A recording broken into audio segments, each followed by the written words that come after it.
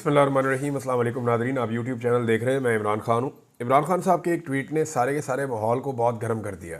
ये ट्वीट उन्होंने क्यों किया, इसके ऊपर पाकिस्तान तहरीक इंसाफ की क़यादत भी स्टेटमेंट्स दे रही है और इसके ऊपर जो हुकूमती लोग हैं वो भी ये कह रहे हैं कि इतना सख्त ट्वीट आने के बाद मुज़ाकरात का मुस्तकबिल क्या होगा। इमरान खान साहब की कोई असेसमेंट है वो मैं आपके साथ शेयर करूँगा, लेकिन पहले मैंने पिछले वीलॉग में आपसे कहा था कि हमारे कुछ सहाफ़ी दोस्त हैं, अब वो ये बार बार शिकवा करते हैं, उन्हें एतराज़ है कि सोशल मीडिया पर पाकिस्तानी अवाम उन पर तनकीद क्यों करती है। यानी उन्हें माफिया कहा जाता है, मीडिया का माफिया, बुग़्ज़ी कहा जाता है, मुनाफिक कहा जाता है, लफाफा खोर कहा जाता है। हमारे लोगों को 2 नंबर और बैरूपिया क्यों कहा जाता है। हर सहाफ़ी के हवाले से, यानी चंद सहाफ़ी तो ऐसे हैं जिनके बारे में बाकायदा लोगों ने अपनी एक राय बनाई हुई है, ये अलकाबात सहाफ़ियों को क्यों दिए जाते हैं। देखिए, हमारे यहाँ पे पाकिस्तान में एक ट्रेंड था कि सहाफ़ी जो हैं उनको कोई कुछ नहीं कह सकता, तो वो जिसको जो मर्ज़ी कहे। तो यहाँ पे ये भी एक ट्रेंड था कि जो पॉलिटिकल लोग हैं, पॉलिटिकल एलीट है, वो एक दूसरे के साथ सियासत खेलते थे। थोड़ी सी गाली ये उसको देता था, वो इसको देता था, तो ये लोग बर्दाश्त करते थे, इन्हें पता था नूरा कुश्ती है। लेकिन जैसे ही इसके बीच में एक मिडिल क्लास का आदमी आया और उसने कहा कि भाई तुम भी चोर हो, तुम भी चोर हो, तो इन्हें बहुत बुरा लगा। यानी अगर नवाज शरीफ बेनज़ीर को चोर कहे और बेनज़ीर नवाज शरीफ को चोर कहे, दोनों बर्दाश्त कर लेते हैं, लेकिन नीचे से अवाम उठे और उठ के जरदारी को और नवाज शरीफ दोनों को चोर कहे तो वो अवाम का दिया हुआ ताना बर्दाश्त नहीं करते कि ये कीड़े मकोड़े कैसे हमें चोर कह सकते हैं। तो सोशल मीडिया के ज़रिए से पहली मरतबा आम आदमी के पास अपनी आवाज़ निकालने का एक मौका आया। ये गली मोहल्लों में लोग कहते थे, चौकों चौराहों में कहते थे, लेकिन मुंह तक ये बात नहीं पहुंचती थी। अब हुआ ये है कि उनके मुंह तक ये बात पहुंच जाती है सोशल मीडिया के ज़रिए से, तो उन्हें तकलीफ़ हो रही है कि ये कीड़े मकोड़े, ये कमज़ोर लोग, ये कैसे हमारे ख़िलाफ़ जो है वो तनकीद कर सकते हैं या हमारे ऊपर उंगली उठा सकते हैं। यही कुछ पाकिस्तान के मीडिया के साथ भी हो रहा है। मैं कुछ हक़ाइक़ आपके सामने रखता हूँ, शायद मीडिया को समझ आ जाए कि दुनिया बदल गई है और मीडिया के हमारे लोग जो हैं वो ख़ुद को बदल नहीं पाए। मैं चंद चीज़ें आपको बताता हूँ कि इमरान खान के दौर में मीडिया मुखालिफ कानून बनाने का जब सिर्फ जिक्र हुआ था तो कैंप लग गए थे सहाफ़ियों के और एहतजाज शुरू हो गए थे और बहुत आवाज़ उठाई गई थी कि जनाब ये कानून हम नहीं बनने देंगे। आज इमरान खान साहब का दौर जाने के बाद वो कवानीन बन गए हैं, उन पे अमल दरामद हो रहा है, सहाफ़ियों को बहुत तकलीफ़ दी जा रही है, लेकिन कोई आवाज़ नहीं उठ रहा। तो ये पाकिस्तानी देख रहे हैं ना।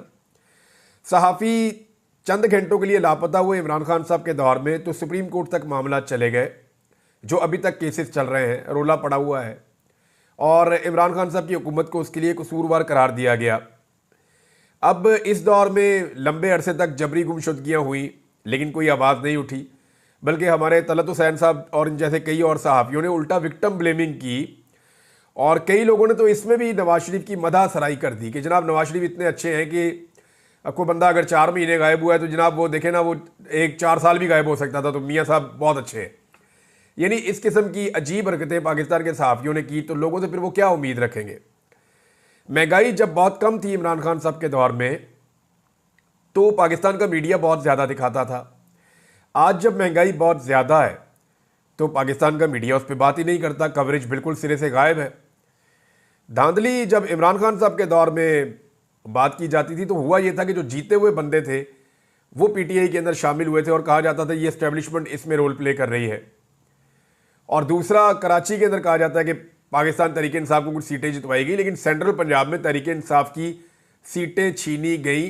इसके बहुत सारे गवाह मौजूद हैं। तो ये कहा जाता था कि धांधली और हर इलेक्शन में 19-20 तो एस्टेब्लिशमेंट करती है। तो उसके ऊपर ज़मीन आसमान के कलाबे मिला दिए जिन सहाफ़ियों ने। वो अभी जो फार्म 47 वाली जाली वारदात हुई है, पूरे पाकिस्तान के अंदर इलेक्शन का नक्शा बदल दिया है, बेड़ा गर्क कर दिया गया अरबों रुपए में कराए जाने वाले इलेक्शन का। इसके ऊपर वो सहाफ़ी चूं तक नहीं करते। तो आम देख रही है कि सारी दुनिया को पता है पाकिस्तान में धांधली हुई है, लेकिन पाकिस्तान की मीडिया को सांप सूंघा हुआ है। अब कैप्टन सफदर का दरवाज़ा टूटता है कराची में, मरियम नवाज उनके साथ मौजूद होती है। कैप्टन सफदर को गिरफ्तार करना मकसद होता है। तो इस मामले को लेकर, और एक मामला और था, फरियाल तालपुर को रात के वक्त जेल में शिफ्ट किया गया था। ज़मीन आसमान के कलाबे मिलाए गए और इसको जुल्म अजीम करार दिया गया।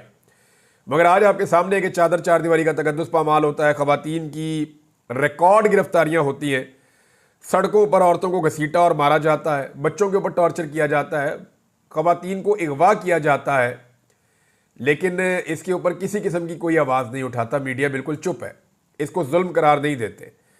नवाज शरीफ अपने प्लेटलेट्स गिराकर मुल्क से निकल गया तो वो इनकलाबी लीडर करार दिया गया पाकिस्तान की मीडिया की जानिब से। इमरान खान जेल में सख्त तरीन हालात का सामना कर रहा है, लेकिन उसे भगौड़ा और बुज़दिल कहते हैं कि लेट गया। तो फिर इसीलिए तो गुस्सा करते हैं पाकिस्तान के लोग कि आपकी मुनाफकत है, आपकी दोहरी पॉलिसी है। अब नून लीग और पीपल्स पार्टी और फजलुर रहमान को एहतजाज के लिए इमरान खान साहब जब फ्री हैंड देते थे कि आ जाओ जितना मर्जी एहतजाज करो, तो उस वक्त की हुकूमत जालिम थी। और आज कंटेनर ही कंटेनर लग जाते हैं, आंसू गैस है, तशद्दुद है, गिरफ्तारियां हैं, गोलियां हैं, लोगों को मार दिया गया, जबरी गुमशुदगियां कर दी गई, लेकिन फिर भी ये हुकूमत मजलूम है। तो ये जो एक दोहरा म्यार है पाकिस्तान की मीडिया का, ये भी वजह बनता है। 6% की तरक्की इमरान खान साहब के दौर में हो तो मीशत बहुत ख़राब है। आज 1% तक भी पहुंचना मुश्किल हो तो मीशत बहुत अच्छी है।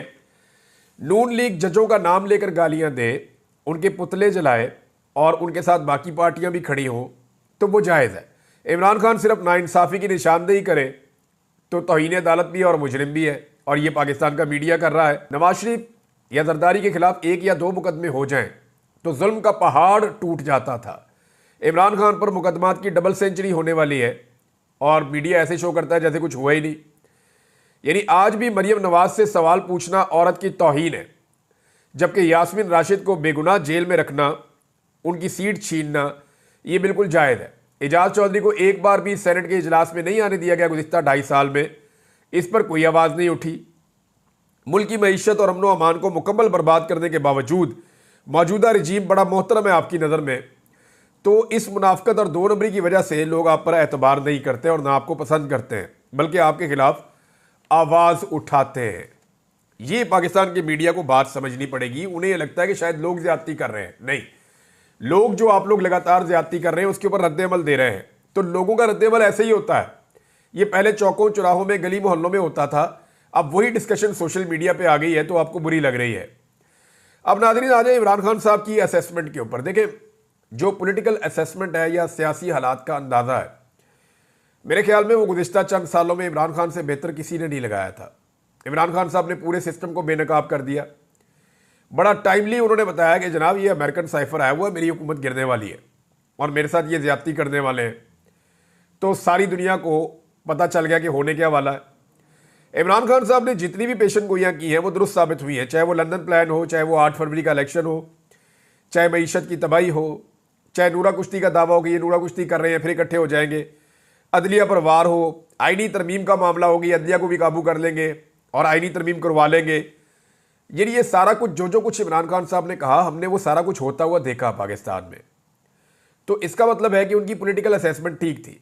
अब इमरान खान साहब ने एकदम सख्त तरीन बयान क्यों दिया है जो उनके ट्विटर के ऊपर आया, हालांकि उनकी पार्टी के लोगों ने उसको शेयर नहीं किया।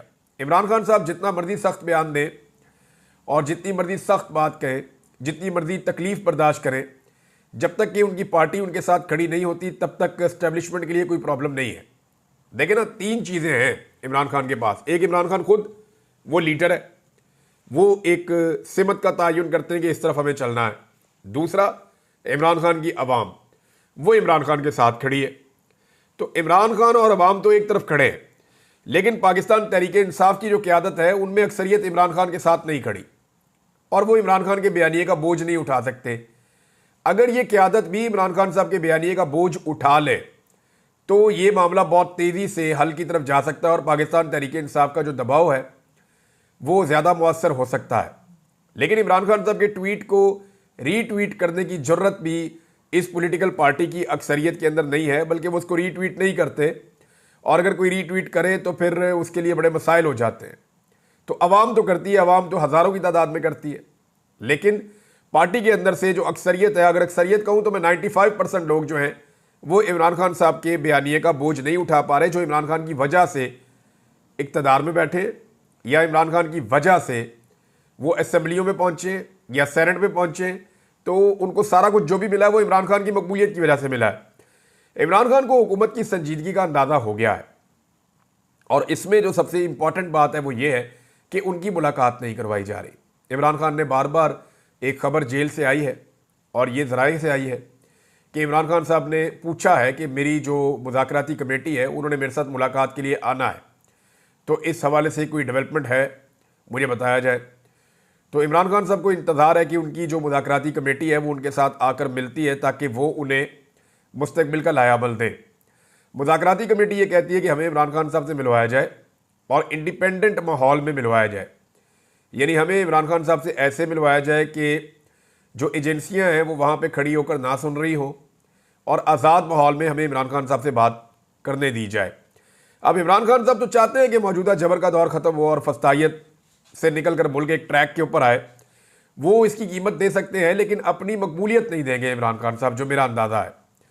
इमरान खान साहब अपनी सियासी मकबूलियत नहीं खोना चाहते और ना इमरान खान साहब अपने बुनियादी उसूल पर समझौता करेंगे। जो सबसे इम्पॉर्टेंट चीज़ है ना, यानी क्या इमरान खान साहब को वज़ीर-ए-आज़म बनना है, तो मेरे पास अगर इसका जवाब है तो सिंपल ये है कि नहीं। मुझे नहीं लगता कि इमरान खान की ये जिद है कि वो दोबारा वज़ीर-ए-आज़म बनना चाहते हैं। अगर इमरान खान साहब अपने इस सियासी करियर के अंदर सिर्फ एक काम कर जाएं कि एस्टेब्लिशमेंट का सियासत में से किरदार ख़त्म कर दें, तो ये उनका पाकिस्तानी सियासत के लिए सबसे बड़ा कंट्रीब्यूशन होगा। एस्टेब्लिशमेंट ने हमेशा दावा किया है कि उनका सियासत में कोई किरदार नहीं है, लेकिन उनका सियासत में हमेशा घिनौना और गलीज़ किरदार रहा है। इन्होंने हमेशा हुकूमतें गिराई, हमेशा हुकूमतें बनाई और अपने मफादात के लिए या अपने एक टन्योर के लिए, जितने अरसे के लिए ये लोग अपनी सीटों पे रहते हैं, ये पाकिस्तान की सियासत के अंदर कुछ ना कुछ गड़बड़ करते रहते हैं।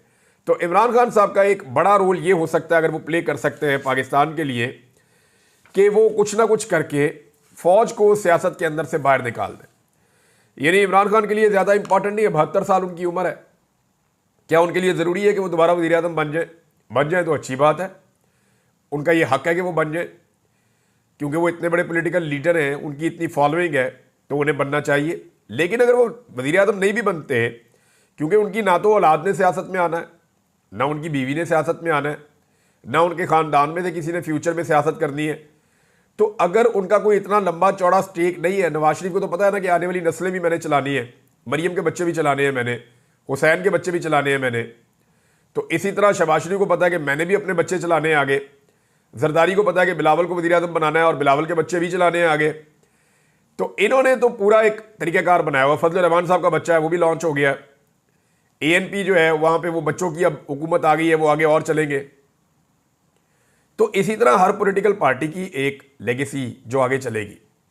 शाह महमूद कुरैशी साहब के बच्चे हैं, परवेज़ इलाही साहब के बच्चे हैं, चौधरी शुजात हुसैन के बच्चे हैं, लेकिन इमरान खान का ये मामला नहीं है। इमरान खान इस सिस्टम का हिस्सा ज़रूर है, लेकिन उनको ये पता है कि ये अपने ख़ानदान का आखिरी पॉलिटिशियन है, इसके बाद इसने और कोई बंदा लेकर नहीं आना या फैमिली में से कोई बंदा नहीं लेकर आना। तो इमरान खान साहब के पास सिर्फ इतना ही स्टेक है ना कि वो जितना अरसा रह गया उसमें इज्जत की सियासत करें। तो इसमें जो उनका सबसे बड़ा एक कंट्रीब्यूशन हो सकता है इमरान खान साहब का, कि वो कुछ ना कुछ करके फ़ौज का सियासी किरदार ख़त्म कर दें, और यही सबसे इंपॉर्टेंट चीज़ है जो इमरान खान साहब कर सकते हैं। रूल ऑफ लॉ आ जाए पाकिस्तान में, जमहूरियत की आज़ादी आ जाए, आज़ादी इज़हार राय आ जाए, बुनियादी इंसानी हकूक़ आ जाए पाकिस्तान में। नाज़रीन, जो मौजूदा सूरत हाल है इसमें जो सबसे ज़्यादा फंस गई है वो पाकिस्तान की एस्टेब्लिशमेंट है। देखिए, वो दोनों तरफ उनके लिए बड़ा मसला है। अगर पाकिस्तान की एस्टेब्लिशमेंट इस वक्त मुज़ाकरात की तरफ जोर डालती है या इमरान खान साहब के बाहर आने के लिए जो रुकावटें हैं उन्हें ख़त्म कर देती है या अपने आप को न्यूट्रल करती है, तो इसमें जो पॉलिटिकल पार्टी इस वक्त इक़्तिदार में है वो सारी एस्टेब्लिशमेंट की दुश्मन हो जाएंगी। पाकिस्तान तहरीक-ए-इंसाफ और पाकिस्तान के अवाम पहले ही शिकवा कर रहे हैं, और अगर ये जो पॉलिटिकल पार्टीज जिनको जाली हुकूमत दी गई है ये भी अगर एस्टेब्लिशमेंट के खिलाफ हो जाती हैं तो एस्टेब्लिशमेंट बिल्कुल तन्हाई का शिकार हो जाएगी। ये पाकिस्तान के अंदर की सिचुएशन है। लेकिन अगर यही एस्टेब्लिशमेंट हुकूमत का साथ देती चली जाती है और हुकूमत की ख्वाहिश के मुताबिक और अपनी ख्वाहिश के मुताबिक मामलात को वैसे ही चलाती है जैसे माजी में चलाया 3 साल तक, तो इसमें आलमी तौर पर तन्हाई का शिकार हो जाएंगे और आलमी दबाव बढ़ता चला जाएगा। तहरीक-ए-इंसाफ जो है वो मुज़ाकरात की हुज्जत तकरीबन तमाम कर चुकी है। इमरान खान साहब की ट्वीट के बाद अब ऐसा दिखाई देता है कि शायद हुकूमत को ही अब आगे बढ़ना पड़ेगा और इमरान खान साहब को इन मुज़ाकरात के अंदर कोई कामयाबी नज़र नहीं आ रही। तो ऐसी सूरत हाल में वो अपनी पार्टी को अगले एहतजाज के लिए तैयार कर रहे हैं और एक मोमेंटम बनाया जा रहा है कि नई एहतजाजी तहरीक का आगाज़ किया जा सके। इमरान खान साहब के ट्वीट के बाद पाकिस्तान तहरीक इंसाफ की लीडरशिप ने एक बड़ी तगड़ी प्रेस कॉन्फ्रेंस तो की है, मगर अभी तक जो सबसे हसास मामला है लापता अफराद के हवाले से, उस पर कोई हिकमत अमली सामने नहीं आई और ना ही पाकिस्तान तहरीक इंसाफ अपने 13 शोहदा को इंसाफ दिलाने के मामले का आगाज़ कर सकी है।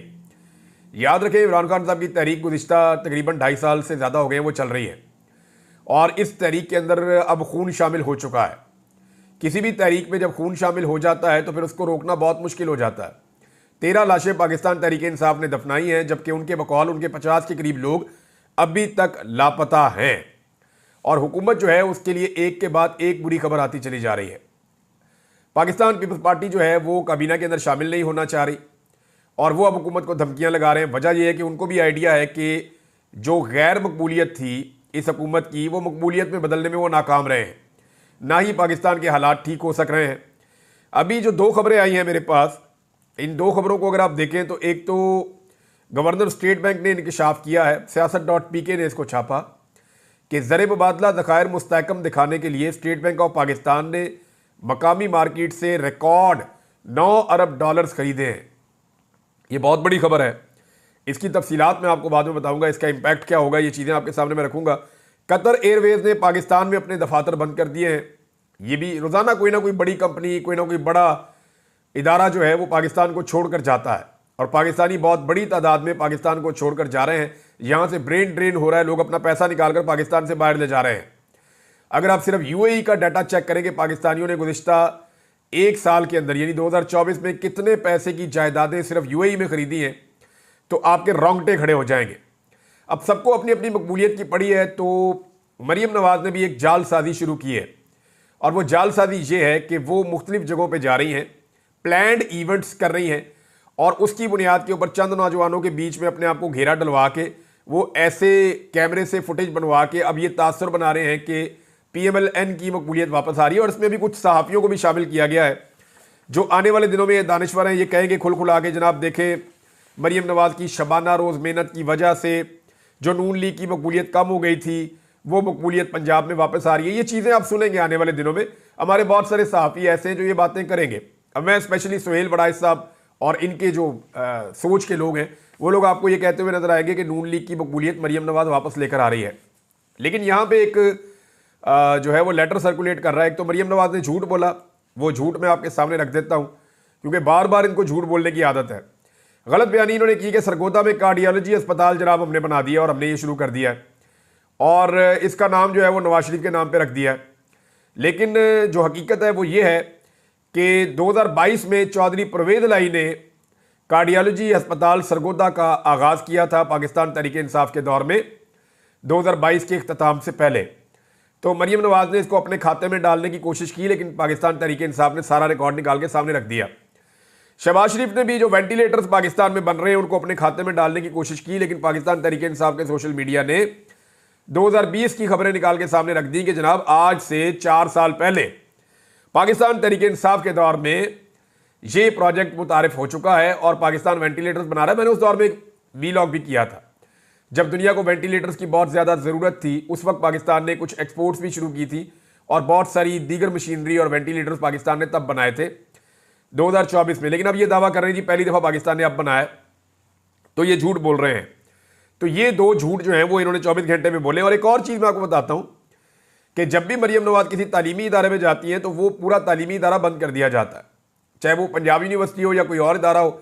अभी ये जो एक सर्कुलेशन सामने आ रही है, एक लेटर सर्कुलेट कर रहा है, इसमें जनाब बताया गया है कि तलबा को छुट्टी है जी, क्योंकि मरीम नवाज आ रही हैं यूनिवर्सिटी में। DC को और DPO को बेचारे को मुसीबत पड़ी हुई होती है, मरीम नवाज को पहुंचाया जाता है, जितने तलबा हैं उनको छुट्टी दे दी जाती है। यानी कैसी अजीब बात है कि यूनिवर्सिटी में वज़ीर आला ने आना है और तलबा की छुट्टी, आप नहीं आ सकते क्योंकि वज़ीर आला ने आना है। और वहाँ पे जो है वो सहाफ़ियों की भी छुट्टी, मकामी सहाफ़ियों को भी इजाज़त नहीं है, अपने साथ जो सहाफ़ी चंद लेकर आने हैं उनको ही लेकर आना है जो उस इलाके को नहीं जानते, जो वहाँ के लोगों से बातचीत नहीं कर सकते। तो सहाफ़ी भी फारिग, तलबा भी फारिग, और अपने बंदे वहाँ पे बैठा के या तलबा का एक ग्रुप बैठा के जिनको डरा के धमका के वहाँ पे पूरा इवेंट कर लेना और बाद में फ़ोटो सेशन करके रोला डाल देना कि जनाब बहुत ज़्यादा मकबूलियत हो गई है। तो ये अब इनका तरीका वारदात है, अभी तक ये चल रहा है। एक चीज़ अभी शेर अफजल मरवत ने बताई है और पाकिस्तान तहरीक इंसाफ इसको क्लियर कर चुकी है कि 5 इमरान खान साहब को अब तक ऑफर्स की गई हैं। एक पाकिस्तान से बाहर जाने की ऑफ़र है, वो 3 मरतबा की गई है, और जेल से बाहर निकाल कर बनी गाला या दीगर जगह पे शिफ्ट करने की जो ऑफ़र है खैबर पख्तूनख्वा में, वो ऑफ़र भी 2 मरतबा की गई है। शेर अफजल मरवत का दावा है कि ये ऑफ़र मोहसिन नकवी ने की है, जबकि ये ऑफ़र इमरान खान तक वज़ीर आला खैबर पख्तूनख्वा के ज़रिए पहुंची थी, क्योंकि वज़ीर आला खैबर पख्तूनख्वा की ही मोहसिन नकवी से मुलाकातें हुई थी। खैबर पख्तूनख्वा की हुकूमत ने एक बड़ा अच्छा कदम उठाया। पश्तून तहफ़्फ़ुज़ मूवमेंट को कलअदम करार दिया गया था वफाकी हुकूमत की जानिब से, तो खैबर पख्तूनख्वा की हुकूमत ने यह फैसला किया है कि वो इस पर नज़रसानी के लिए वफाकी हुकूमत से रब्ता करेगी। किसी भी पोलिटिकल पार्टी को या किसी भी जमात को इस बुनियाद पर कलअदम करार नहीं देना चाहिए कि आपको उनकी पॉलिसी पसंद नहीं है। ये कोई मुसल्ला ग्रुप थोड़ी है। पश्तून तहफ़्फ़ुज़ मूवमेंट गैर मुसल्ला लोग हैं और वो अपने हक़ के लिए आवाज़ उठाते हैं, बड़ी ज़ोरदार आवाज़ उठाते हैं। उनके मुतालबात सुने जाने चाहिए, उनकी जायज़ बातें मानी जानी चाहिए। पूरा खैबर पख्तूनख्वा उनके जरगे में उनके साथ खड़ा हुआ था, तो ये बहुत अहम चीज़ है। लिहाजा उनके ऊपर पाबंदी लगाने की बजाय उनके साथ बैठ के बात करनी चाहिए। कासिम सूरी का एक ट्वीट है जो मैं आखिर में आपको पढ़ के सुना देता हूँ। वैसे तो एक लेटर भी है मेरे पास जो जेल से कैदियों ने लिखा है, और वो जो लिख रहे हैं ये बल्कि ज़्यादा ज़रूरी है। पाकिस्तान तहरीक इंसाफ के तमाम कारकुनान ने भूख हड़ताल कर दी है जो पकड़े गए थे इस्लामाबाद से, और उन्होंने कहा जी खाना पीना हमें सही नहीं मिल रहा, खाने में कीड़े मकोड़े होते हैं। दूसरी बात यह है कि 27/11/2024 से लेकर अब तक हमें जज के सामने पेश नहीं किया गया। गैर कानूनी FIR है, हमारी ज़मानतें क्यों नहीं हो रही हैं? झूठ पर मबनी FIR, जुल्म की इंतहा हो रही है। जेल में 8/9 की चक्की में 10-10 बंदे बंद कर दिए हैं। पंजाब हुकूमत और अदलिया कानून के मुताबिक हमारे साथ पेश आए, कानून और आइन की बालादस्ती तक हमारी भूख हड़ताल जारी रहेगी। ये जनाब पाकिस्तान तहरीक इंसाफ के वर्कर्स जो जेल में कैद हैं वो इस सूरत हाल का सामना कर रहे हैं। नाज़रीन, अब तक के लिए इतना ही। अपना ख्याल रखिएगा, अपने इस चैनल का भी। अल्लाह हाफ़िज़।